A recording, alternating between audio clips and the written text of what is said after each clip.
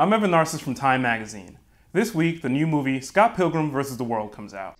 Scott Pilgrim is a 23-year-old bass-playing slacker who falls in love with a mysterious girl, only to find out he has to fight her 7 evil exes in order to truly win her heart. Bingo. Consider our fight begun. The first thing you need to know is that Scott Pilgrim Volume 6 just came out. The new movie is actually based on a series of graphic novels by indie comics publisher Oni Press. Artist Brian Lee O'Malley has been writing and drawing the series since 2004, and the comics were optioned by Universal when he was working on Volume 3.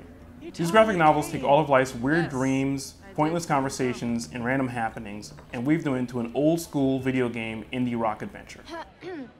Please excuse my brother. He is chronically enfeebled. I'm Stacy. Hey. Scott Pilgrim loves video games, and so does his creator.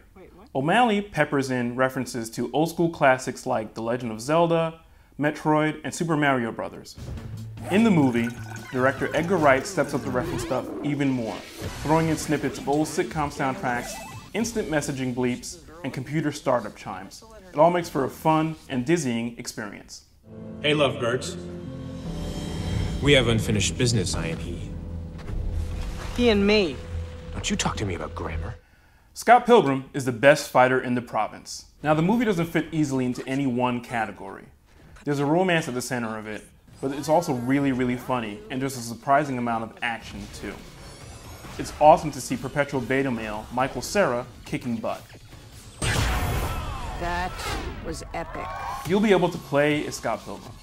Ubisoft, publishers of the recent Prince of Persia and Splinter Cell games, will be releasing a downloadable Scott Pilgrim vs. the World game this week. It's an old-school brawler like the arcade classics Double Dragon and Final Fight, done in a purposefully retro style.